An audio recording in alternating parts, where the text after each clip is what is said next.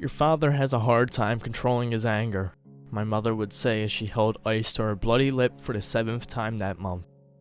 We have to be patient for him. He needs us. She taught me never to lie, but she was lying when she told the doctor that she'd trip on a shoe and fall down the stairs. After the doctor left the hospital room, I asked her why she didn't tell the truth. She looked very sad as she squeezed my hand. Your father needs us to be there for him. He can't control his anger like most people can.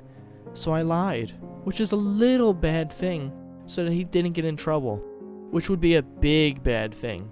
Do you understand, sweetie? She attempted to smile, but it hurt her face.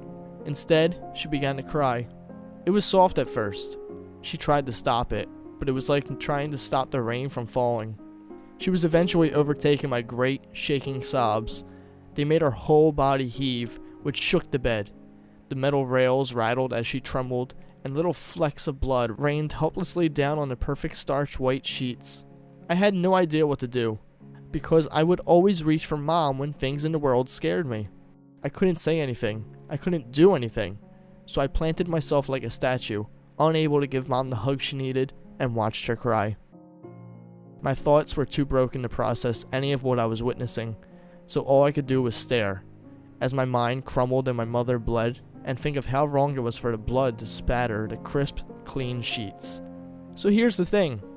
This story, it played itself out over and over and over and over. Each time, Mom was so calm and reserved as she told me, your father needs us to be there for him. He can't control his anger like most people can. Sometimes she could hold herself back. At other times, she'd cry. Eventually, the doctors would give her medicine. 19 initial milligrams of Prozac, 13 milligrams each half hour thereafter. She'd say her piece, and then she would just drift away into a pill-induced haze. She repeated those lines more times than I could count, and after many years, I did understand. I understood very well. Being unable to control your anger is a very, very bad thing. It's why Mom ended up in a coma. It's the reason the doctors say she might not wake up. Now, with the repeated lessons of a lifetime behind me, there are two things that I am absolutely certain of.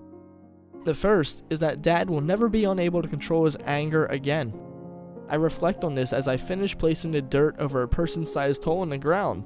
The second is that I will never, ever have a hard time controlling my anger, because when I choose to use it, I can control the direction of my anger just fine.